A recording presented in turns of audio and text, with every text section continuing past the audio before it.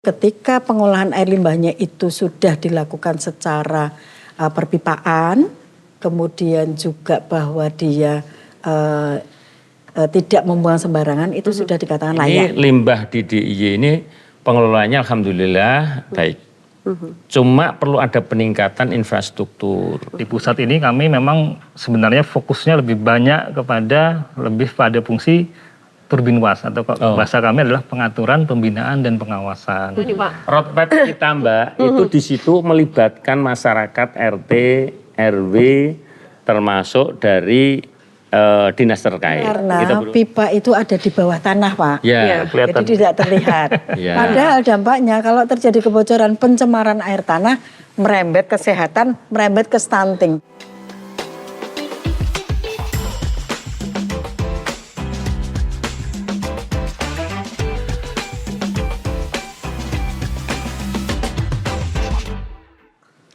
Apa kabar pemirsa Anda hari ini? Senang sekali saya Artika Amelia dapat kembali hadir menyapa Anda di podcast Sapa Infrastruktur, persembahan dari Biro Pengembangan Infrastruktur Wilayah dan Pembiayaan Pembangunan Setda Daerah Istimewa Yogyakarta. Hari ini seperti biasanya kita akan mengangkat satu tema untuk kita diskusikan bersama pemirsa. Dan seperti biasa sebelum nanti saya ingin memperkenalkan 3 orang narasumber yang sudah bergabung bersama dengan saya hari ini. Nah, kita ingin melihat terlebih dahulu di negara kita pemirsa Indonesia, di mana pengelolaan sanitasi ini merupakan urusan pemerintahan wajib yang memiliki keterkaitan dengan pelayanan dasar dan juga ternyata diatur juga di dalam undang-undang. Nah, sanitasi yang berkelanjutan ini pemirsa ternyata tidak hanya bisa dicapai dengan pembangunan infrastruktur, namun juga harus ada dan juga ada timbul kesadaran dari masyarakat. Nanti kita akan bersama-sama berdiskusi terkait sinergi pusat dan daerah dalam mewujudkan sanitasi berkelanjutan di daerah istimewa Yogyakarta. Saya ingin memperkenalkan terlebih dahulu tamu-tamu istimewa yang sudah hadir bersama dengan saya di sini. Yang pertama beliau adalah Wakil Ketua Komisi C DPRD Daerah Istimewa Yogyakarta, ada Bapak Amir Syarifuddin. Pak Amir, kabar baik Pak? Alhamdulillah sehat. Alhamdulillah sehat. Assalamualaikum Pak, terima kasih kehadirannya di sini. Agak-agak sehat nggak sehat nih Pak, tapi harus tetap semangat. Oh iya Pak. Dong, ada beliau nama saya. Iya dong, nanti pokoknya kita hari ini ngobrol santai ya Pak ya. Memang begitu. Yang penting hasilnya. Yang penting hasilnya berarti juga bermanfaat untuk masyarakat. Untuk ini ada dari kementerian. Oke. Di Cilayem. Baik. Gitu. Kemudian di samping Pak Amir, beliau ini adalah Kepala Seksi Pelaksana Wilayah 2 Balai Penataan Bangunan Prasarana dan Kawasan Daerah Istimewa Yogyakarta, ada Bapak Azibi Taufik Jauhari STMSC. Pak Azibi, sehat, semangat? Alhamdulillah sehat. Oke, terima kasih Pak kehadirannya di sini. Sama-sama. Kemudian juga ini lagi-lagi nggak asing lagi ya untuk kita semuanya. Ibu, terima kasih di beberapa podcast kita sering ketemu Bu. Semoga pemirsa juga nggak bosen melihat saya dan juga Bu Ros yang hadir di sini. Beliau adalah PLT Kepala Biro PIWP 2 Setda Daerah Istimewa Yogyakarta, Ibu Rosdiana Puji Lestari STM. Sehat Bu Ros? Alhamdulillah sehat dan tetap semangat. Baik, terima kasih. Ini langsung saja nih tema tentang sanitasi yang mungkin juga nanti akan memberikan satu pemahaman tersendiri untuk pemirsa. Pak Azibi terlebih dahulu bisa menjelaskan apa sih Pak yang dimaksud dengan sanitasi yang berkelanjutan? Silakan. Baik, Pak Vika. Jadi kalau kita melihat ke peraturan yang ada ya, baik Permen PU nomor 4 tahun 2017 terkait dengan penyelenggaraan sistem pengolahan air limbah, kemudian Permendagri nomor 87 tahun 2022 ya tentang percepatan pelayanan sanitasi yang berkelanjutan tahun 2022-2024, sebenarnya tidak selalu ada satu definisi tunggal yang seragam ya terkait dengan sanitasi yang berkelanjutan ya.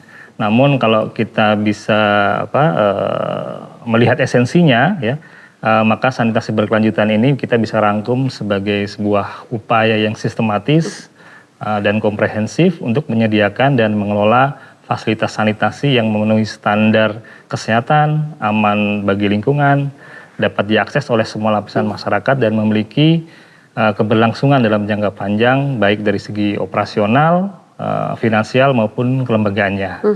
Oke, baik. Nah, kemudian selama ini ada tidak sih Pak misalnya target nasional seperti itu terkait sanitasi yang berkelanjutan yang mungkin juga memang apa sih sebenarnya yang harus dicapai begitu? Siap, baik. Sebenarnya ada paradigma baru nih Pak dalam penetapan target nasional di dalam RPJMN ya, Rencana Pembangunan Jangka Menengah Nasional nih. Kalau pada RPJMN yang lalu di tahun 2024 mohon maaf 2019 sampai dengan 2024 ya, target yang indikator yang ditetapkan itu di dalam RPJM tersebut adalah akses sanitasi layak dan aman, Ibu ya. Di mana kalau secara nasional targetnya adalah 90% layak, termasuk di dalamnya 15% aman. Namun kalau kita melihat RPJMN yang baru yang sekarang 2025-2029, targetnya atau indikatornya itu berubah menjadi layanan sanitasi yang aman dan berkelanjutan. Dengan target nasional itu yang harus dicapai sebesar 30% di akhir tahun 2029. Nah, jadi ini lonjakannya cukup besar ya, karena baseline tahun ini kurang lebih sekitar 15%, kita harus mencapai ke 30%. Di mana memang kalau kita melihat tren yang sebelumnya, pencapaian target layanan per tahun itu ya kurang lebih sekitar 1 atau 1 sekian persen. Jadi ini memang butuh upaya yang cukup bersama sinergi bersama-sama untuk kita bisa melakukan itu. Kemudian kalau kita bicara sanitasi yang aman dan berkelanjutan, tentunya ini rantai pengolahan ya, air limbah maupun persampahan itu tidak hanya harus aman dan tidak mencemari lingkungan, tapi juga tadi ada kata-kata berkelanjutannya ya. Jadi kita harus memastikan bahwa infrastruktur itu terus berfungsi, terpelihara, dan juga dapat diakses dalam jangka yang panjang. Oke, berarti tidak hanya sekarang saja, tapi bisa melihat bagaimana ke depannya ya. Oke, nah Bu Ros sendiri ini bisa dijelaskan juga Bu, kebijakan strategis yang menjadi dasar dari penyelenggaraan sanitasi yang ada di DIY itu seperti apa Bu? Iya, jadi kita kan tetap mengacu dari RPJMN yang ada di kementerian di pusat gitu ya, sehingga kita turunkan di dalam RPJMD. Mungkin salah satu kendalanya adalah karena starting awal penyusunan RPJMD itu tidak bersamaan dengan RPJMN, sehingga kami dari DIY kan sudah menyusun terlebih dahulu RPJMD-nya, sehingga target kami waktu itu masih di layak. Target layak, dan alhamdulillah kalau target layak kita masih tetap tercapai ya Pak.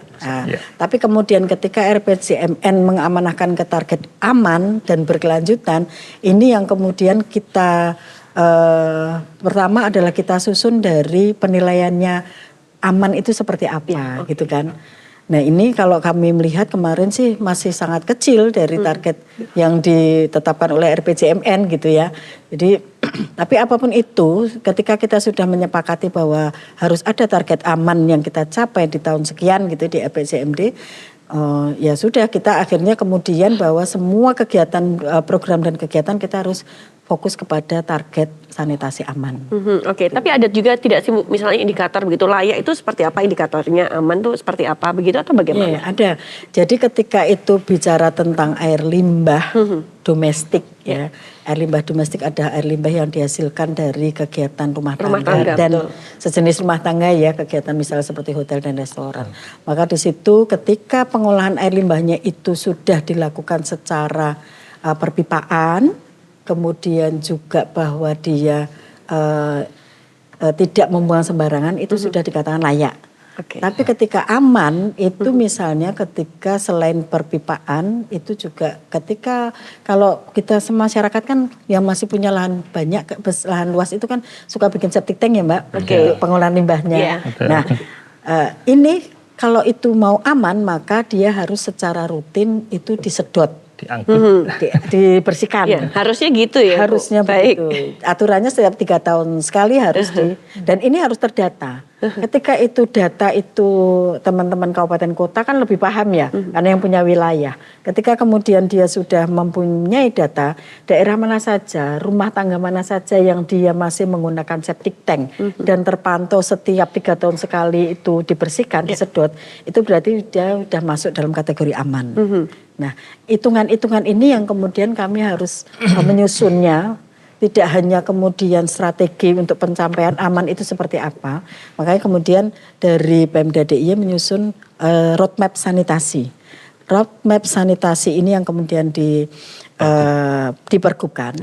Nah yang ini kami harapkan atau kita sudah sepakat sebenarnya dengan kabupaten kota bahwa roadmap yang kita susun itu akan menjadi acuan bagi teman-teman kabupaten kota menyusun SSK-nya yang untuk menjadi acuan dalam pengelolaan sanitasinya. Oke. Begitu, Mbak. Berarti diskusi sudah selesai. Padahal masih ada beberapa segmen nih Pak. Iya, kan udah dijelaskan beliau toh, ya. Tapi saya juga pengen tahu nih dari Pak Amir sendiri pendapatnya ya Pendapatnya baik-baik aja, Mbak. isu kebijakan nih Pak, penyelenggaraan iya. pembangunan ini sanitasi ini gimana sih Pak kalau dari sudut pandang Bapak sendiri nih? Ya ini kan menjadi kewajiban bagi pemerintah pusat, termasuk DIY, begitu, termasuk kabupaten kota. Roadmap-nya jelas, pergubnya jelas, nomor 40 tahun 2024. Berarti kita punya kewajiban di sana. Intinya apa, Mbak? Ini menjadi kewajiban. Kalau kewajiban harus dilaksanakan. Nah, kelaksan berarti harus konsekuensinya ada anggaran.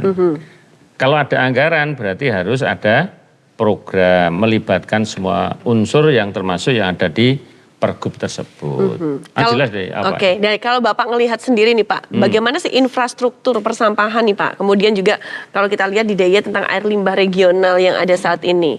Dari Bapak sebagai anggota dewan tuh kan pasti sering nih terjun ke lapangan begitu. Kalau jenengan gimana? Ada kendala nggak tentang limbah? Kalau saya kan tidak concern ke limbah ya Oh, Pak, ya. melihat persampahan sih. Sekarang Ya enggak, masyarakat kan sudah pengguna akibatnya ya, akibat dari ketidakmapanan itu kan berarti masyarakat. Iya. Nah, kalau saya melihat secara pribadi, ini kan orang-orang galak semua nih. Ini Burus itu galak banget itu. Jangan kerasan saja dengan beliau itu kan ya. Artinya apa? Ini limbah di DIY ini pengelolaannya alhamdulillah baik. Cuma perlu ada peningkatan infrastruktur. Ini penting bagi kami itu. Nah, untuk apa? Untuk pelayanan kepada masyarakat, Mbak. Biar apa? Biar nanti masyarakat sehat. Termasuk ini rodon jujuk ya. Jujuk tahu nggak, Pak? Tahu nggak jujuk? Kelihatan bukan Jogja ini, bukan asli Jogja ya. Jujuk itu langsung to the point. Intinya diskusi pada saat ini adalah bagaimana rakyat Yogyakarta ini bisa hidup sehat. Salah satunya adalah pengelolaan sanitasi itu. Siapa yang punya kewajiban? Beliau ini tanggung jawab. Beliau tanggung jawab, terutama lagi beliau ini yang tanggung jawab. Kalau saya kan tinggal oke-oke saja. Nah, itu loh. Apalagi saya hanya pengawasan, Mbak. Yang kedua berkaitan dengan penganggaran. Kalau urusan dengan landasan, saya kira tadi permennya sudah, pergubnya sudah, tinggal anggarannya saja. Nah, ini dia. Ya itu yang gimana, penting. Pak? Terus gimana gitu. saat ini anggarannya? Kan katanya ini lagi ngomongin di tengah efisiensi pasti akan ada pemotongan anggaran. Bener nggak? Yang paling kaya itu di Indonesia siapa? Bukan siapa-siapa, bukan pemborong, bukan apa-apa. Negara yang kaya. Tinggal penataan anggaran, penataan kebijakan kira-kira mau berpihak kepada sanitasi tidak. Kalau berpihak kepada sanitasi berarti kewajiban harus segera dipenuhi. Kalau tidak rakyatnya nggak akan sehat. Kalau tidak akan sehat berarti semua biaya akan naik. Biaya kesehatan, anak nggak akan cerdas, tidak secerdas jenengan nanti kalau nggak sehat. Tapi DPRD DIY berpihak pada ini. Ini kan dalam rangka kita acara ini kan dalam rangka berpihakan kepada sanitasi. Kalau enggak, saya akan pulang. Itu datangnya beliau saya kira punya kewajiban untuk menjelaskan pada masyarakat. Bu Ros ini. Iya. Nah, ini sejak awal juga begitu. Beliau konsen banget itu turun di lapangan, urusan sampah, urusan sanitasi dan sebagainya. Begitu. Oke, baik. Terima kasih. Pak Amir. Nah, Pak Zibi, kalau dilihat nih Pak, ada tidak sih elemen atau prasyarat begitu yang dibutuhkan dalam penyelenggaraan sanitasi yang berkelanjutan? Ya, tentu saja ada, Mbak ya. Jadi mungkin tadi pertama terkait dengan kerangka regulasi yang kebijakan dan kerangka regulasi yang kuat ya. Tadi sudah ada pergub, sudah ada mungkin permennya juga sudah ada. Kemudian kalau sebagaimana yang kami ketahui juga masing-masing kabupaten kota di Jogja juga sudah punya SSK, Bu ya. Jadi mereka secara roadmap, secara perencanaan sudah ada grand design-nya seperti apa untuk yang bisa dilakukan di Jogja ini di masing-masing kabupaten kota. Terus yang kedua mungkin yang tidak kalah penting itu kaitannya dengan kelembagaan dan tata kelola yang efektif, Pak. Jadi di antaranya perlu adanya pembagian peran yang jelas ya, tanggung jawab yang pasti dan juga mungkin mengurangi mungkin tumpang tindih. Saya kira mungkin kalau di Jogja sudah tidak ada tumpang tindih kewenangan ya, mungkin sudah ada pembagian yang jelas mana apa menjadi kewenangan Dinas LH, apa kewenangan dari PU sendiri mungkin dan juga stakeholder yang lain yang sekiranya itu memang sudah tertata dengan baik secara kelembagaan. Selain itu juga kaitannya dengan didukung SDM yang kuat, Mbak, ya. dan kompeten. Itu juga sangat penting ya.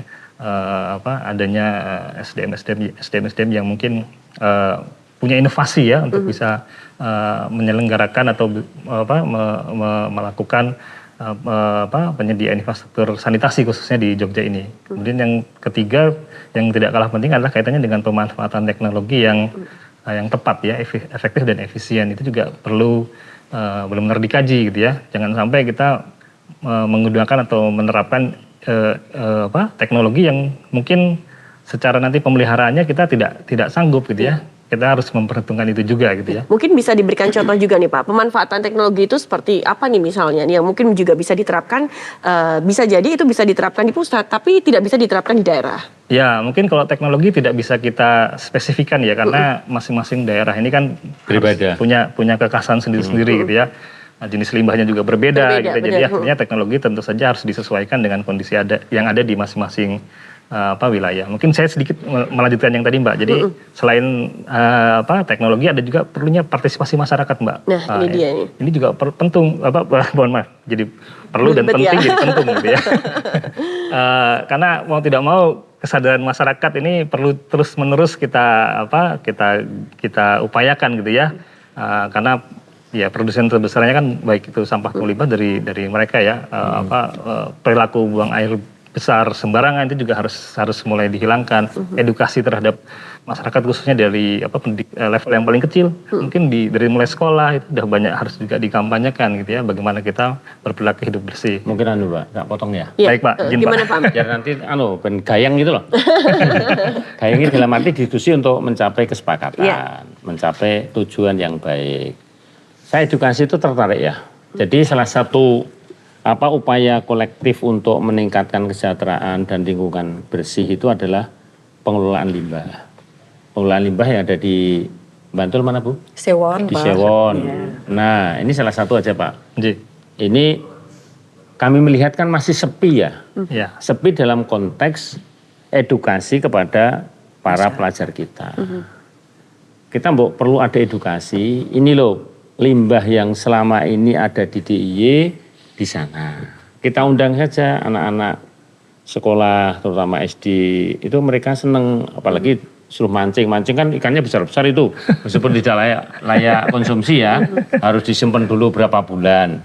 Tapi itu menjadi edukasi yang baik. Dan ini perubahan perilaku untuk urusan dengan sampah atau sanitasi saya kira penting. Begitu, ini penting ya. Perubahan perilaku ya Pak ya. Perubahan perilaku penting banget. Termasuk promosi perilaku Bu? Hidup sehat ya. Bersih dan sehat. PHBS. Nah, itu kan penting itu. Oke. Nah, tapi itu kan tujuannya. Selama ini kan selalu digaungkan begitu PHBS ini, tapi implementasinya Lah kita masih anak-anak kita dididik untuk membuang sampah tidak pada tempatnya. Kan berarti nggak benar. Dan ini bukan perkara gampang loh Mbak, membuang sampah itu gitu loh. Saya kira penting di sana. Yang punya tugas adalah kita. Nanti mungkin siapa ya? Ini kan dari yang punya kewajiban untuk membawa sana kan ya perlu toh Bu? Iya Pak. Nah, Sudah banyak. Sudah banyak ya? Sudah banyak. Jadi begini Pak, Mbak Tika, di Indonesia itu pengolahan limbah regional. Regional itu artinya dia melayani lebih dari satu kabupaten kota. Di Indonesia baru ada 2 ya Mas, kalau nggak salah saya dikoreksi. Di DIY dan di Bali. Satu lagi ada di Makassar Bu. Oh berarti ada, ya. berarti ada 3. Nah ini yang kemudian kita pahami bahwa pengolahan limbah domestik ini bisa loh dilakukan. Dan saya sepakat dengan Pak Amir tadi bahwa masyarakat kita masih banyak yang belum paham bahwa pengolahan limbah domestik ini bisa loh melalui perpipaan. Betul. Sehingga ketika kemudian IPAL Sewon ini banyak mempromosikan itu kemudian bahwa banyak Pak itu menjadi sarana edukasi. Jadi teman-teman bahkan seluruh Indonesia sudah paham. Jadi ada politeknik kesehatan sampai kemudian anak SD pun pernah Pak. Di SD makanya pada saat saya berdiri di sana tuh kita mencoba membangun pengaman di sekeliling kolam yang besar itu. Biar anak kelihatan ya. Nah, karena anak-anak edukasi untuk anak-anak ini sudah mulai kita Mbak, besok tentukan. tempatnya di sana sambil mancing biar enak gitu loh. Iya ya, sesekali Ikannya ya Pak. besar-besar itu ikannya. Nggak ke mall Iya. terus gitu ya Pak ya. Ini posisi saat ini kan pada saat itu dibangun oleh JK ya Pak, JK. tahun 94. Nah dengan sambungan rumah yang ditargetkan itu sebesar 5.000 25.000 SR sambungan rumah. Tapi di tahun 2020 itu sudah 26.000 sambungan rumah yang nyambung ke pipa tersebut, sehingga ini perlu ada peningkatan kapasitas. Luas lahan nggak mungkin. Akhirnya tadi yang disampaikan Pak Azibi bahwa ada teknologi di situ. Makanya kemudian dilakukan perubahan teknologi pengolahan limbahnya yang ada di situ, sehingga peningkatan kapasitasnya menjadi 3 kali lipat. Saat ini 75.000 sambungan rumah.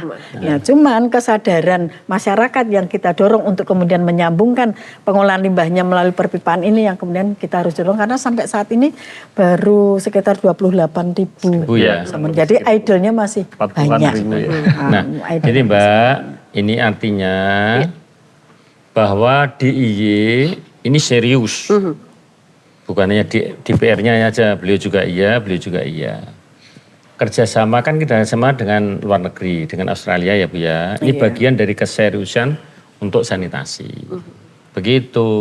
Cuma kendalanya Pak Azibi ya. Ini kan baru DIY Barat. Dulu karena ada kepentingan besar itu DIY Timur, bangun tapan piyungan, tapi kendalanya kan ada Elevasi. Ada apa ya? Jalur ring road itu ya. Dari elevasi. Nah, relokasi itu. Ini saya kira perlu menjadi catatan. Karena DIY ini kalau kita tidak sangat serius urusan dengan persampahan menjadi tidak bagus. Assalamualaikum warahmatullahi wabarakatuh.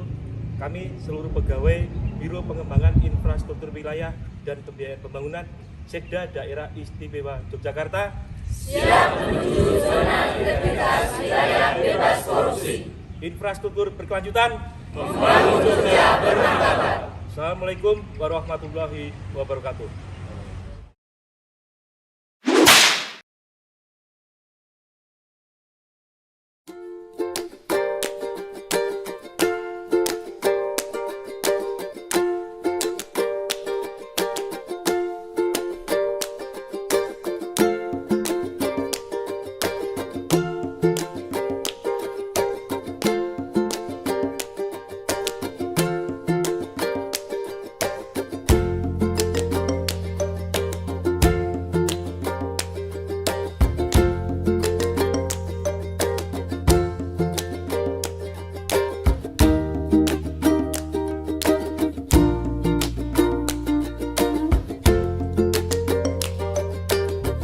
Pada hari ini kami Biro Pengembangan Infrastruktur Wilayah dan Pembiayaan Pembangunan Sekda DIY melakukan penegasan kembali pada 10 aspek fakta integritas yang merupakan komitmen kami di dalam melaksanakan pekerjaan, dalam melaksanakan tugas pokok dan fungsi kami. Mudah-mudahan ini menjadi pengingat untuk kita semua pegawai di lingkungan Biro PIWPP, dan dengan harapan mampu memberikan upaya pengendalian, pencegahan, dan mengingatkan kembali kepada kami semua terhadap tugas dan pokok kami di biro ini. Semoga mampu memberikan manfaat kepada masyarakat. Terima kasih.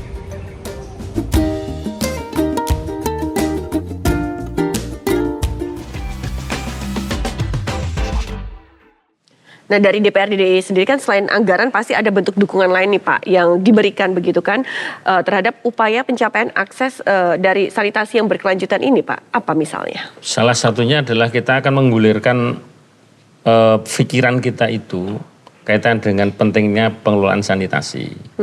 Karena ada beberapa daerah yang ada di DIY ini masih ada kendala. Contohnya tentang pengelolaan limbah pabrik kulit. Ya Bu. Nah ini kan menjadi PR kita bersama-sama. Tadi kita bicara yang enak-enak. Saya bicara hari ini bicara tentang fakta pengelolaan itu. Kalau kita tidak bisa menjaga Mbak, nanti DIY ini kan bagi kami adalah surganya dunia. Iya. Ada gunung Merapi, ada sungai, ada laut, ada gunung, kurang opo gitu loh. Nah, kita tinggal menjaga itu. Kalau nanti kita tidak bisa menjaga sanitasi, kebersihan lingkungan, nanti sungai-sungai kita bagian dari ruang strategis kita jadi hilang. Gitu loh. DIY ini kan bagus, Keraton Jogja dibagi, timurnya ada sungai, sungainya itu Sungai Gajah Wong dan Sungai Codi. Kan sejarah ini. Iya. Beliau biar nanti yang ikut menganggarkan di situ dari APBN. Yang barat ada Sungai Bedok dan Sungai Winongo. Itu yang harus kita jaga. Kalau dulu masih kecil saya, Mbak, cari lauk itu pagi cukuplah sambil mandi pagi, cari di Sungai Opak, nanti dapat udang. Sekarang dapatnya apa? Berungkalan apa, Bu? Sampah. Sampah. Itu yang harus kita jaga. Kondisi memang sudah berbeda ya Pak ya? Ya berbeda iya, tetapi ketika kita kemana-mana melihat air bersih itu rasanya ayam meskipun radidit ya. Jadi ya rotok repot toh. Tapi itu bagian dari kalau orang stres, silahkan datang di sungai. Ada seni tersendiri mancing. Ya itu kan dalam rangka menjaga. Nah, saya mancing paling ya oleh kasur begitu. Nah, untuk itu kami akan serius di sana. Ya. Bagaimana menjaga potensi DIY yang luar biasa ini dengan anggaran, dengan kebijakan. Siapa? Ya beliau yang lebih paham secara teknis. Beliau yang punya alat untuk menjadi kewajibannya sanitasi ya di pusat. Oke. Begitu. Baik, terima kasih. Ini berarti kan DPRD tidak hanya dari segi anggaran, kemudian juga dari hal-hal yang lain juga sangat mendukung dengan adanya sanitasi yang berkelanjutan ini. Nah, kemudian bagaimana nih Pak Azibi terkait peran dan juga kontribusi pemerintah pusat nih dalam penyelenggaraan sanitasi yang ada di daerah istimewa Yogyakarta sendiri saat ini? Ya, baik. Mungkin yang pertama kan tentu saja kita juga harus melihat ini ya, Mbak ya. Ada pembagian kewenangan sebenarnya, ada pembagian pemerintah pusat seperti apa, pemerintah provinsi seperti apa, dan juga pemerintah kabupaten seperti apa. Di pusat ini kami memang sebenarnya fokusnya lebih banyak lebih pada fungsi turbin was atau bahasa kami adalah pengaturan, pembinaan, dan pengawasan. Kalaupun ada semacam intervensi kita membantu dalam hal pembangunan, ya ini pun juga memang sifatnya selektif, gitu ya. Jadi memang kita melihat dulu apakah ini masuk dalam kategori yang wilayah strategis nasional Pak, atau ada mungkin juga ada aspek mendesakan Pak, seperti itu ya. Jadi memang ada pembagian kewenangan yang masing-masing harus dilakukan dan diselenggarakan sesuai dengan level pemerintahan tadi Mbak. Kaitannya dengan turbin was gitu ya. Jadi di DIY ini kami sudah melakukan beberapa pendampingan ya, kaitannya dengan pendampingan penyusunan ranperda gitu ya, pendampingan penyusunan pembentukan badan layanan usaha daerah ya, atas pendampingan penyusunan SSK gitu ya, yang dilakukan hampir di seluruh kabupaten kota di DIY. Selain itu memang kami juga tadi kan kami sampaikan kami juga menyentuh secara fisik ya, itu pun juga, walaupun itu sifatnya tidak semuanya bisa kita tangani ya.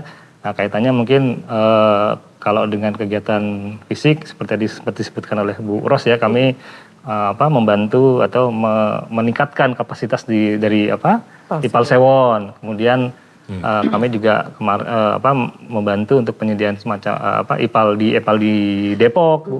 Di Bantul juga ada ya. Bambang Lipuro, betul. Kemudian yang baru selesai tahun lalu peningkatan IPAL di Madurjo, Prambanan. Betul, untuk mendukung Prambanan serta TPST Modalan yang sedang sekarang masih dalam masa tahap pemeliharaan. Kaitannya juga dengan hal tadi mungkin ada isu cakupan layanan yang masih rendah terutama di Sewon ya. Tahun lalu pun kami dari pemerintah pusat juga sudah sempat membantu mendorong peningkatan SR ini melalui program Impres. Impres Amal, Impres air minum dan air limbah yang kemarin mensasar di Bantul dan juga di kota Kota Yogyakarta yang mudah-mudahan ini bisa menjadi ya sedikit stimulus ya untuk bisa kita mengejar capaian gap tadi yang masih cukup besar sekitar 48.000. Hasilnya gimana Pak hasilnya?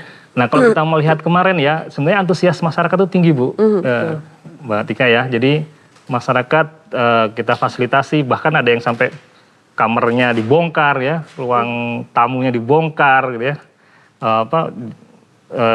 Kita pasang pipa gitu ya, yang sebenarnya kalau masyarakatnya tidak antusias, tidak sabar, mereka melihat seperti itu kan jadi khawatir Pak ya. Tapi dengan kita lakukan edukasi, kita sampaikan bahwa nanti pengelolaan yang kita lakukan ini dalam rangka tadi akses aman dan berkelanjutan gitu ya. Jadinya masyarakat juga tertarik dan juga bersedia untuk ya tadi kami sedikit mengobrak-abrik ya. Tapi ada program lanjutan Pak nanti setelah adanya program ini rencananya? Ya tentu saja kedepannya kita tetap terus akan berkolaborasi ya dengan pemerintah provinsi DIY kaitannya dengan sanitasi ini khususnya ya mungkin tentu saja dalam hal tadi kita masih punya PR bersama untuk bisa bahasa kami sih lebih kepada keberfungsian gitu ya karena ada infrastruktur yang masih ada idle gitu ya, idle cakupan layanan seperti tadi di Sewon, di IPAL Depok, Bambang Lipuro yang kalau kita melihat memang ini memang harus ada upaya bersama, instrumen bersama ya, tidak hanya dari pemerintah pusat tapi terutama dari pemerintah daerah untuk kita bisa berkomitmen menutup gap tersebut karena kedepannya ya itu menjadi salah satu indikator untuk bagaimana pemerintah pusat bisa berkontribusi. Kalau gapnya masih besar ya. Berarti kan fokus kita tidak ke pembangunan baru mungkin ya, tapi lebih kepada gimana kita yang ada selesai dulu. Lain-lain Pak saya potong ya. Betul Pak. Ada nggak kalau infrastruktur itu kan ada Inpres Jalan Desa. Ya. Ada nggak ini Inpres Sanitasi Desa? Izin Pak, mungkin ini saya ini kan sama-sama mendesak. Betul. Ya. Iya. Kalau sanitasi desa, kalau sebenarnya sanitasi ini fokusnya masih di perkotaan Pak. Jadi memang kalau di desa mungkin programnya kalau dari kami di Kementerian PU atau melalui Dijen Cipta Karya sebenarnya ada program lain Pak. Namanya Sanimas Pak, sanitasi berbasis masyarakat. Sanimas. Sesuai dengan permen ya. IPAL komunal ya. Pak, itu yang bisa dilakukan Pak. Oke, menarik ini. Nanti ada lagi diskusi baru tentang. Kayaknya besok harus duet nih hostnya. Oh iya. bisa ini ya. Baik, nanti dulu ya Pak, saya ke Bu Ros terlebih dahulu. Nah, Bu Ros kalau kita ngelihat tentang isu strategis kemudian juga tantangan yang dihadapi dalam bagaimana upaya ini nanti bisa mencapai target dari sanitasi yang berkelanjutan ini apa sih Bu? Ini kan udah di tahun 2025. 2026 ini apakah nanti juga kedepannya akan dilakukan program-program yang sama atau nantinya akan seperti apa atau bagaimana? Ya kalau program kita tentu saja dinamis ya Mbak ya. Bahwa kemudian itu kita akan melihat kondisi lapangannya seperti apa. Tapi target kan kita sudah punya. Punya, betul. Jadi tadi ketika sudah kita roadmap-nya sudah jelas, maka itu yang akan kita jadikan acuan. Walaupun kemudian kami sampaikan dinamika di lapangan kan juga berbeda. Terutama khususnya kalau tantangannya banyak banget Mbak. Dari struktur, dari regulasi kita sudah berupaya. Kemudian kelembagaannya, kemudian SDM termasuk tadi Sarpras dan juga pemberdayaan masyarakatnya. Nah kembali kalau kemudian yang menjadi tantangan tadi adalah bahwa saya cerita dikit nih, yang namanya IPAL Sewon itu dulunya sebelum ada IPAL Sewon di DIY ini sejak Hamengkubuwono ke-8 ya. Itu sudah ada pembangunan instalasi pengolahan air limbah domestik di Ngasem. Ngasem. Ya, di Pasar Ngasem itu di sebelahnya. Sebelahnya itu yang kemudian waktu itu IPAL ini hanya melayani limbah domestik di keraton dan lingkungannya. Kemudian itu diawali di Hamengkubuwono ke-8. Kemudian UGM terbangun dan sebagainya. Ini menjadi menyelaraskan atau kemudian dibuat saluran pengolahan air limbah domestiknya ke arah itu. Sehingga sekian tahun kemudian perkembangan penduduk dan sebagainya, IPAL Ngasem ini udah muat lagi nih, udah overload nih, sehingga kemudian di tahun 94 melalui kerjasama dengan JK dibangun di Sewon. Kenapa di Sewon? Karena yang namanya limbah dialirkan melalui perpipaan kan tidak mungkin dengan pompa, sehingga dengan elevasi kan, nah, karena ini limbah bentuknya, dengan elevasi. Ujungnya Pak, kalau tidak salah sampai saat ini panjang jaringan yang dikelola oleh teman-teman dari Balai PAL PJK ini sebesar 323 kilo. 323 ya. 323 kilometer, ujungnya hulunya baru sampai di Jalan Damai. Oke. Jalan Kaliurang, Jalan Damai. Kemudian jadi kalau layanannya itu adalah di Sleman sebelah selatan, Sleman selatan. Ya. Kemudian kota itu dari 14 kecamatan 13-nya sudah terlayani. Kemudian yang Bantul itu sebelah utara sudah terlayani. Yang Bantul sebelah selatan dibangunkan IPAL Bambang Lipuro. Yang Sleman bagian timur ada di Prambanan, Madorejo. Nah, idol yang besar ini sebenarnya bisa diawali kalau zaman dulu awal-awalnya masyarakat kan belum banyak yang paham. Oh ternyata limbah itu tidak hanya dengan septic tank, tapi bisa dengan perpipaan. Nah ini yang perlu kemudian dikejar untuk kemudian masyarakat itu difahamkan pentingnya ini sehingga mereka mau secara individu, secara pribadi menyambungkan kepada jaringan yang sudah ada. Nah kesiapan atau kemauan untuk dia menyambung pribadi ini yang sampai sekarang itu masih sangat kecil. Tapi sosialisasi sudah dilakukan belum Bu? Sudah, tapi masih kurang. Kurang ya, oke. Sehingga saya sering ketika teman-teman itu akademisi dan sebagainya membawa mahasiswanya ke IPAL Sewon, kita sampaikan mereka baru tahu, oh iya tuh padahal itu sejak tahun Hamengkubuwono ke-8. Itu salah satu permasalahan tantangannya adalah penambahan optimalisasi idle tadi dengan kesadaran masyarakat kalau mengandalkan APBD, APBN untuk bisa menyambungkan sudahlah berat gitu ya.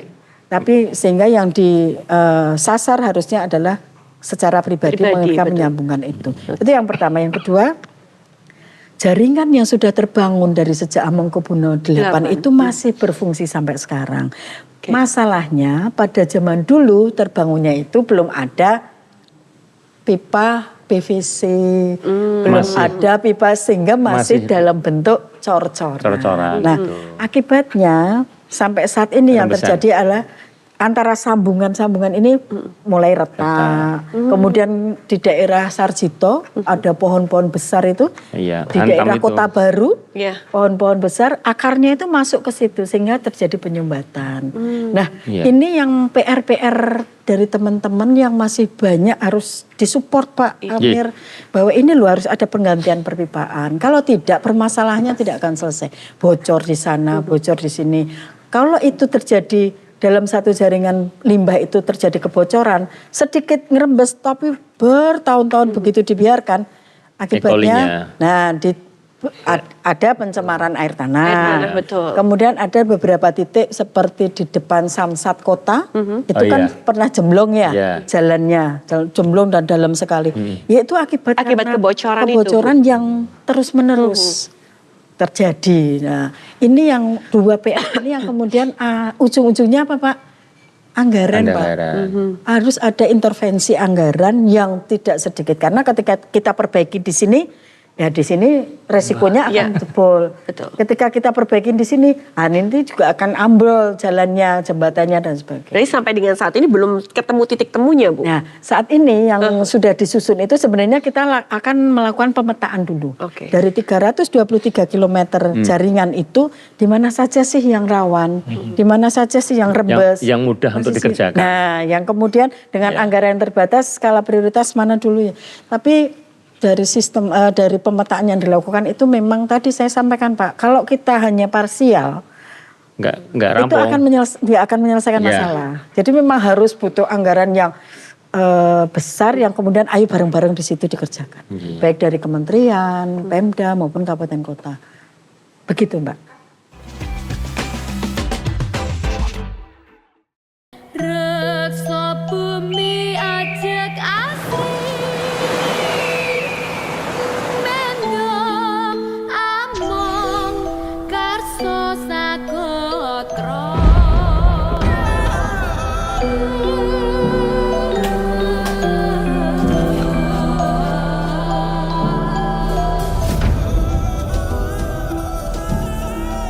mempesona, hadir dengan kemegahan alamnya. Takjub akan hayati flora dan fauna yang menghuninya. Istimewa dengan segala ragam budayanya.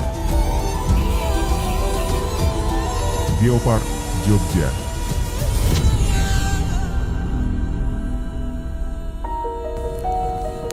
Proses vulkanik jutaan tahun yang lalu membentuk bumi Yogyakarta menjadi begitu istimewa.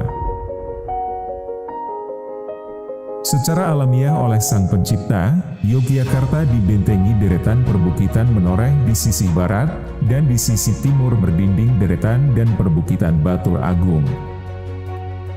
Hal ini menjadikan bumi Yogyakarta memiliki lorong poros langsung yang terhubung antara utara dan selatan, yakni Gunung Merapi di utara dan Laut Selatan di sebelah selatan.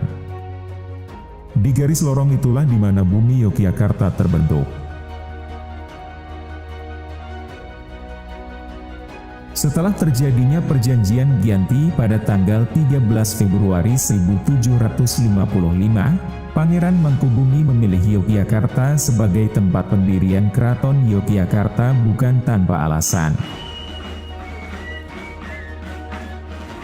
Pemilihan titik pusat pemerintahan yang diapit 6 sungai besar, berada di lorong antara Merapi, Laut Selatan, dan dibentengi perbukitan di sisi timur dan barat ini, adalah sebuah gagasan yang cerdas dari Pangeran Mangkubumi. Disinilah Keraton Yogyakarta dibangun untuk menjadi sebuah pusat peradaban yang subur makmur edipeni.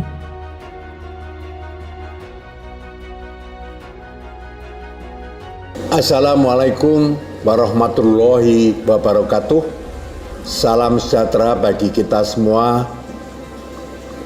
Pangeran Mangkubumi membangun Keraton Yogyakarta berdasarkan filosofi Hamemayu Hayuning Bawono.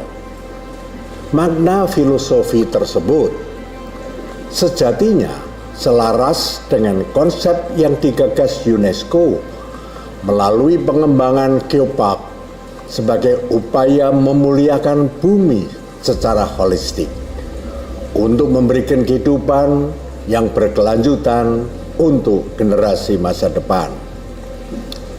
Saat ini terdapat 2 geopark di daerah istimewa Yogyakarta, yaitu Gunung Sewu UNESCO Global Geopark dan Geopark Jogja.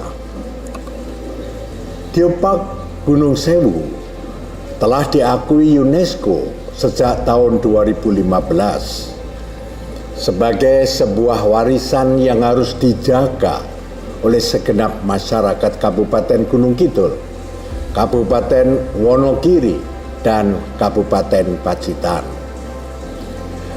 Adapun Geopark Jogja yang digagas oleh Pemda DIY, pemerintah kabupaten kota, dan stakeholders lainnya mencerminkan warisan geologi, keragaman geologi, dan keragaman budaya di wilayah Kulon Progo, Sleman, Bantul, dan Yogyakarta.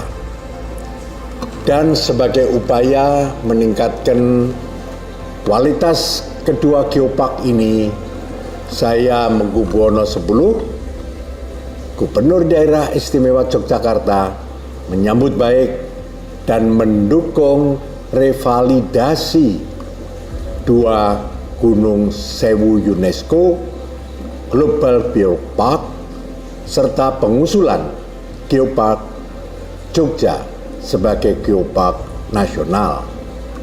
Semoga dengan revalidasi dan kesuksesan pengusulan ini, geopark dapat semakin berperan dalam mendukung upaya konservasi, pendidikan, dan geowisata di daerah istimewa Yogyakarta. Wassalamualaikum warahmatullahi wabarakatuh.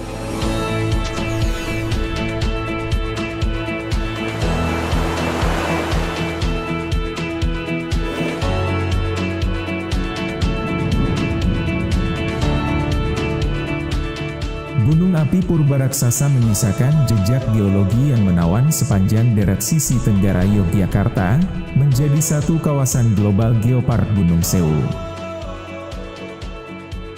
Batuan tinggi menjulang menjadi destinasi mempesona, membentang di sepanjang Kabupaten Gunung Kidul.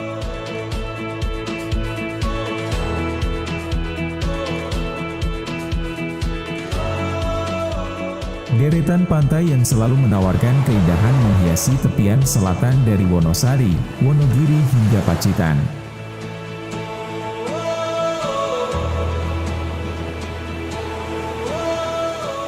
Dari sisi tengah hingga sisi barat Yogyakarta, terbentang sebuah geopark Jogja yang memberikan sajian pemandangan alam yang indah dengan segala hayati di dalamnya.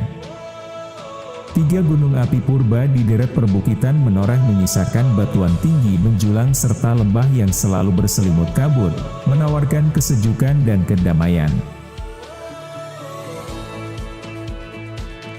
Ukiran alam terbentuk menjadi stalaktit dan stalagmit di berbagai gua berusia jutaan tahun.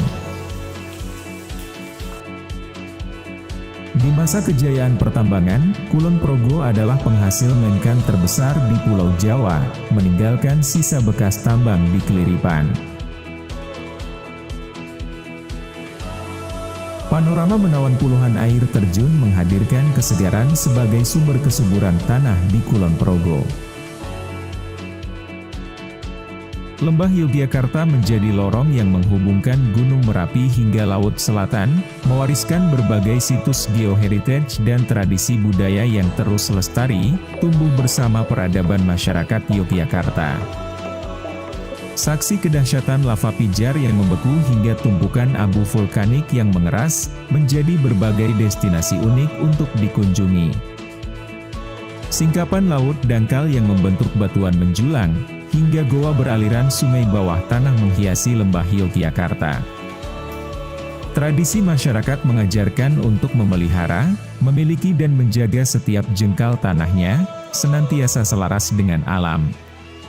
Peradaban yang membentuk tradisi budaya kian lestari, terus tumbuh harmoni, menjadi sebuah situs budaya. Menjaga kelestarian hayati flora dan fauna, menjadi cerminan masyarakat Yogyakarta, terbentuk sejak ratusan tahun silam, hingga kini. Geopark Jogja adalah upaya pengembangan kelestarian situs bumi, situs budaya dan situs ragam hayati, yang ada di Yogyakarta, sebagai saksi sejarah terbentuknya setiap jengkal tanah yang dipijak masyarakat Yogyakarta. Tanah di mana kita tinggal, selaras dengan alam yang memberi kita kehidupan. Sepantasnya kita terus menjaga, melestarikan dan memanfaatkannya untuk kehidupan yang lebih baik di masa kini dan masa depan. Hamamayu, Hayuning, Bawana.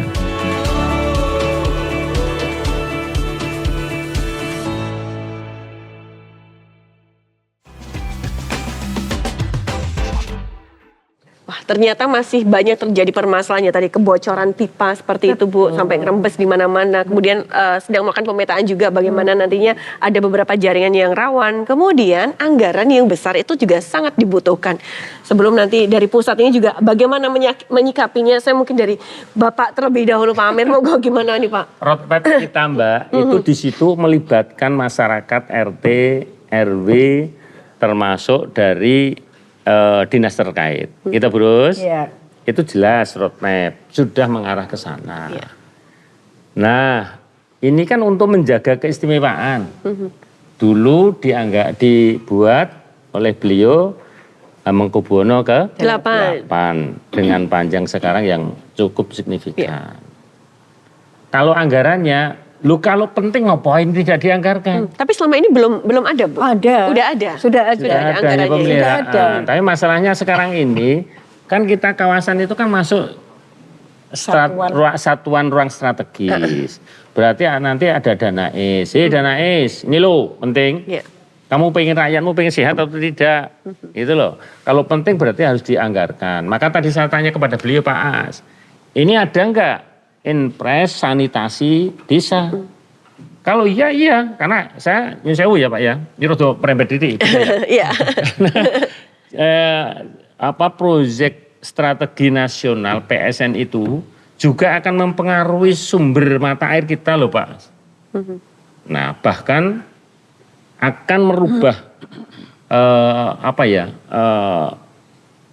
situasi lingkungan, merubah apa pun namanya di jalur selatan itu juga Iya. apa namanya Ya, dampak lingkungannya itu juga sampai sekarang harus dikaji dan Komisi C bersama beliau juga sudah mengkaji misalnya dampak sosial perhewanan. Ini kera ekor panjang sudah masuk di kampung jelas. Lah ini Mbak yang tadi disampaikan oleh Bu Darus itu ini sudah ada permasalahan. Permasalahannya saya apresiasi dengan Hamengkubuwono yang ke-8 panjang sudah lama banget loh, tapi kualitasnya bagus. Iya. Nah berarti kan harus stop itu. Sekarang tinggal melanjutkan fungsinya menjaga rakyat DIY ini sehat, ya harus dianggarkan. Kalau enggak nanti DIY nanti minta anak. Gitu loh, karena penting yuk. Iya betul. Iya, salah satunya adalah dana es. Ngopo kok dana es jelas landasannya jelas masuk kawasan satuan ruang strategis. Gitu loh Bu. Saat ini kurang apa nih? kurang ukeh Pak. Nah, itu masalahnya. Iya. Baru sekarang ini beliau itu yang termasuk bunda paling galak di antara PD. Kalau nesu ampun. Nah maksud saya informasi ini panjenengan punya amal soleh yang memberikan pada masyarakat. Oh ternyata penting. Iya. Tinggal nanti teman-teman DPRD yang jumlahnya 55 orang itu biar paham. Ini loh silahkan nanti. Ini ada sesuatu yang sangat fundamental kaitan dengan kesehatan masyarakat, urusan sanitasi. Oke. Gitu. Baik, dan ini juga sangat penting ya Bu ya. Karena Karena penting, kalau kalau misalnya pentingnya. tidak benar-benar selesaikan dengan baik, dikelola dengan Dan baik, bisa berdampak dengan lingkungan juga. mungkin karena pipa itu ada di bawah tanah Pak. Ya, Jadi tidak terlihat. Ya. Padahal dampaknya kalau terjadi kebocoran pencemaran air tanah merembet kesehatan, merembet ke stunting. Padahal kan Betul, itu kita- menjadi target Oke. kita untuk menurunkan stunting. Mbak, nopo saya kok paling keras tadi itu. Biar beliau ini ada perhatian ke DIY. Oh ternyata di DIY sejak Hamengkubuwono ke-8 sudah ada sanitasi yang top. Baik. Selain itu Mbak, saya juga punya bukti-bukti yang lainnya. Iya. Nanti kan urusan dengan ketahanan pangan Pak. Misalnya di Pasar Pleret sampai ke timur itu juga punya sanitasi termasuk drainase yang cukup signifikan. Itu juga sejak Kerajaan Mataram dulu. Artinya DIY ini punya sentral ketahanan pangan yang tidak kecil. Kontribusi kepada Nusantara. Gitu loh. Apalagi tadi yang beliau sampaikan. Ya Bu yo, diangkat ayo Pak As. Berarti pendahulu-pendahulu kita ini sebenarnya hebat-hebat ya Oh Pak ya. iya hebat-hebat dong. Kita berpikir out of the box. Betul. ada zaman. Iya. Nah, ini nih gimana nih Pak Azibi kalau melihat ada case semacam itu, nah apa yang harus segera diperbaiki sehingga tidak memberikan dampak yang nanti ya bisa orang Jawa bilang meremen kemana-mana nih Pak? Ya memang anggaran itu kunci penting ya Pak Dika ya. Jadi mungkin tadi sebenarnya sampaikan oleh Pak Amir ya, Bu Ros juga tadi sudah sempat menyinggung. Sebenarnya kami dari tahun lalu mungkin ya atau beberapa tahun yang belakang juga sebenarnya sudah sempat istilahnya ada potensi pendanaan dari dana IS ya Bu ya. Ini kami coba gimana caranya kita bisa, prinsipnya kan kita men-tapping dari semua sumber pendanaan yang ada Pak ya. Baik itu dari APBN, dari pinjaman luar negeri jika memungkinkan.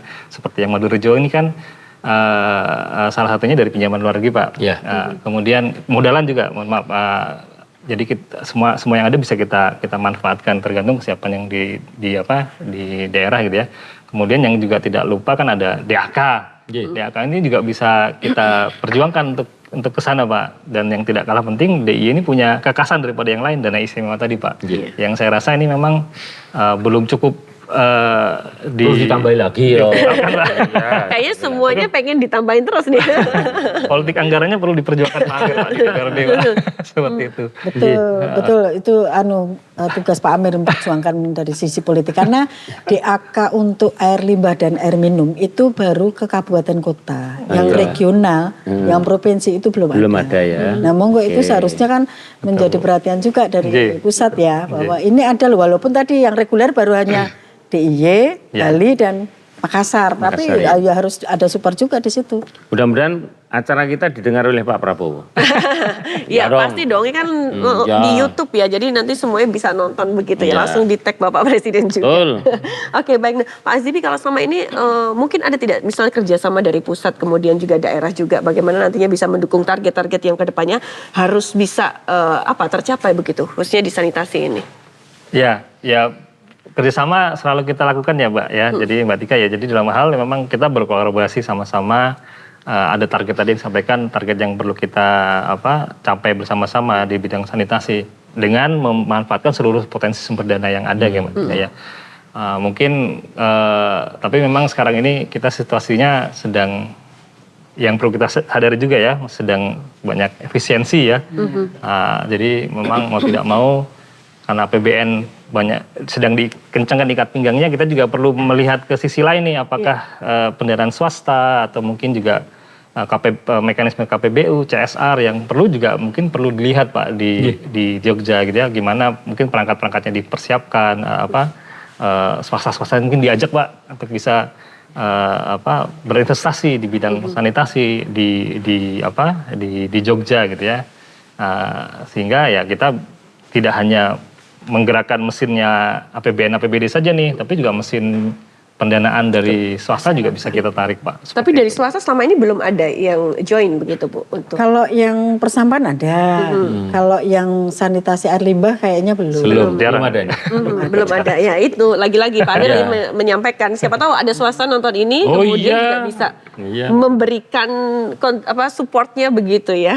Oke, Bu Ros, ini kan lagi-lagi ngomongin tentang kesadaran masyarakat ya terhadap sanitasi ini memang sangat penting. Nah selama ini seperti tadi yang disampaikan oleh Bu Ros, yang masalah perpipaan juga masih ada yang sendiri juga di rumah seperti itu kan, belum semuanya tahu begitu. Nah itu gimana sih Bu caranya selain lain dari podcast ini yang mungkin bisa disampaikan kepada masyarakat?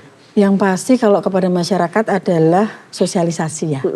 Nah podcast ini salah satu media untuk sosialisasi. Kemudian yang kedua sebenarnya sudah banyak dilakukan oleh teman-teman kabupaten kota dan juga provinsi, bahwa sosialisasi dalam bentuk banyak hal gitu. Ada buat leaflet dan sebagainya, termasuk tadi untuk yang IPAL regional itu menjadi sarana edukasi. Nah ini yang disampaikan kepada para pendidik-pendidik untuk kemudian ayo kita belajar ke sana.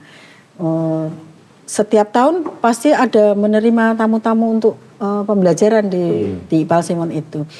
Kembali lagi Mbak, apapun yang sudah kita lakukan, effort yang sudah dituangkan oleh teman-teman kabupaten kota maupun Pemda ini menjadi sebagian kecil sebenarnya, karena kembali lagi bahwa itu harus ada regulasi, penegakan hukumnya dan sebagainya. Salah satu contoh begini, untuk daerah Bantul itu kalau tidak salah sudah ada regulasi peraturan bupati, setiap pembangunan perumahan yang dia melewati atau dilewati oleh perpipaan limbah itu, maka dia wajib menyambungkan limbah itu. Sementara hanya ada di Bantul Bu? Atau? Enggak, sebenarnya sudah ada banyak. Semua kabupaten kota sebenarnya sudah ada regulasi itu. Nah itu satu sisi ya, satu sisi kita sosialisasi, satu sisi kemudian ada regulasi yang dibentuk oleh teman-teman kabupaten kota. Tapi sisi yang lain itu tadi, urung sebodohnya tadi loh. Ketika semakin banyak SR yang disambung, ini kan dampaknya kan juga ke pipa-pipa kita yang dihilir.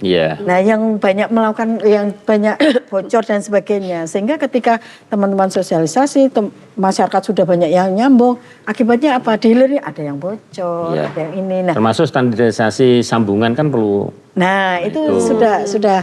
Jadi setiap kali penyambungan memang dari dinas yang terkait itu melakukan monitoring, evaluasi, pendampingan penyambungan masyarakat tadi. Jadi masyarakat diminta untuk menyambung secara mandiri. Kemudian sosialisasi tidak habis-habisnya, dari sisi edukasi juga banyak. Cuman PR kita tadi terjadi di pertigaan Balai Kota Pak, yang dengan Jalan Kusumanegara. Nah ini yang kemudian kita cari ini kemana. Ternyata memang masyarakat sudah banyak nyambung ke situ. Nah, salah satu lagi yang jadi masalah kenapa sering bocor dan sebagainya, ternyata yang masuk melewati jaringan itu tidak hanya limbah domestik, tapi ada saluran air hujan yang sengaja dibuat dimasukkan di situ. Dan yang itu sengaja Bu? Ada yang karena tidak tahu, ada yang memang sengaja. Jadi begini, sosialisasi juga kepada masyarakat bahwa yang namanya infrastruktur limbah itu adalah ketika ada manhole yang bentuknya bulat, maka di bawahnya adalah saluran air limbah. Tapi kalau manhole-nya bentuknya kotak, itu adalah saluran air hujan atau drainase. Nah itu kan harus dibedakan. Nah ketika ada di satu tempat hujan deras nih, airnya ngembang di situ. Masyarakat nggak tahu ada manhole, buka aja. Akhirnya nggak hanya air Mbak, sampah yang luar biasa. Harusnya kalau air hujan masuknya di kotak itu, bukan yang di bulat ya. Cuman kan memang sarprasnya tidak semua titik ada. Sehingga masyarakat mengambil apa yang ada di dekat situ, itu yang dilakukan untuk membuang air dan asik dah Mbak, asik dah. Ini seperti telur sama ayam. Iya. Mana duluan ya? Kalau saya bilang telur apa ayam? Duluan telur. Tapi kalau saya bilang ayam apa telur? Ayam. Tergantung yang ngomong. Ini DPR-nya atau beliaunya yang harus membiayai? Ya beliau nanti kita minta. Begitu Mbak. Oke baik. Nah gimana nih Pak Azibi, kalau kita ngelihat juga harusnya tuh infrastrukturnya tuh dibikin yang seperti apa sih Pak? Begitu agar urusan ini kalau tadi ngomongin tentang perpipaan itu sesuai dengan jalurnya, kemudian tidak berdampak juga, dan lagi-lagi kesadaran masyarakat itu memang harus kita sama-sama kita bareng ini bersama. Gitu. Iya, pada prinsipnya Mbak, kalau kita membuat infrastruktur untuk masyarakat atau untuk layanan, terutama layanan dasar ya, baik itu sanitasi, air minum, untuk persampahan, pertama ya memang kita harus benar-benar memilih teknologi yang tepat gitu ya. Jangan hanya karena kita punya anggaran cuma sekian, akhirnya kita bangun sesuai dengan anggarannya. Itu nanti dalam waktu yang dekat sudah bubar gitu ya. Jadi ya mau tidak mau memang kita harus desain yang benar, ada FS yang benar gitu ya, ada kajian-kajian demand yang benar ya, sehingga infrastruktur itu memang sustain tadi gitu ya. Kemudian setelah itu terbangun ya ada hal-hal yang memang harus disiapkan, baik itu biaya operasional dan maintenance dan kelembagaan dan lain sebagainya. Itu yang memang harus kita persiapkan bersama-sama. Jadi jangan sampai infrastruktur yang dibangun tadi sudah tepat, tapi instrumen-instrumen pendukungnya tidak kita siapkan. Jadi memang infrastruktur itu tidak bisa berdiri sendiri Mbak. Gitu. Jadi ada ekosistem yang memang harus kita siapkan untuk bisa mensupport itu Mbak, untuk bisa tadi berkelanjutan. Oke, baik. Terima kasih tentunya untuk Pak Azibi, kemudian Bu Ros dan juga Pak Amir sudah hadir di sini. Kita sudah di penghujung dari podcast ini, dan semoga harapannya tadi juga bersama bahwa tidak hanya masyarakat yang nonton podcast ini, kemudian juga mungkin kalau dari Pak Amir sendiri, Pak Prabowo juga siapa tahu bisa nonton. Roadmap-nya sudah, infrastrukturnya beliau, termasuk layanan gitu. Tinggal nanti kaitan dengan kerjasama tadi, gitu. Yang kedua adalah tentang pengelolaan sampah. Sudah selesai ini udah. Oke, baik. Didukung politik anggaran dari Pak Amir. Tidak politik anggaran. Iya, kita nunggu anggarannya juga. Kerjasama dengan pusat juga baik, dengan teman-teman OPD juga baik. Saya minta closing statement terlebih dahulu ya Pak ya. Bu Ros, monggo silakan ada yang disampaikan. Sanitasi adalah layanan dasar di mana pemerintah harus hadir di situ. Karena itu untuk kepentingan masyarakat, untuk mencapai yang dicita-citakan Indonesia emas ya Pak. Bukan Indonesia cemas. Ya. Oke, baik. Terima kasih Bu Ros. Moga silakan Pak Azibi. Mungkin saya satu kalimat aja Mbak ya.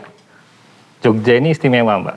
Jadi layanan sanitasinya juga harus istimewa Mbak. Oke, baik. Terima kasih. Gongnya ada di Pak Amir. Monggo silakan. Pengen sehat, sanitasi harus sehat. Oke. Iya itu cukup. Kita tunggu anggarannya Pak. Terima kasih Pak Amir, Pak Azibi dan juga Bu Ros. Ya, kita bersama-sama menciptakan dan juga memelihara kondisi lingkungan sehat sehingga nantinya akan bersama-sama mendapatkan sanitasi yang berkelanjutan. Inilah akhir dari podcast Sapa Infrastruktur, persembahan dari Biro Pengembangan Infrastruktur Wilayah dan Pembiayaan Pembangunan Daerah Istimewa Yogyakarta. Saya Artika Amelia. Sampai jumpa.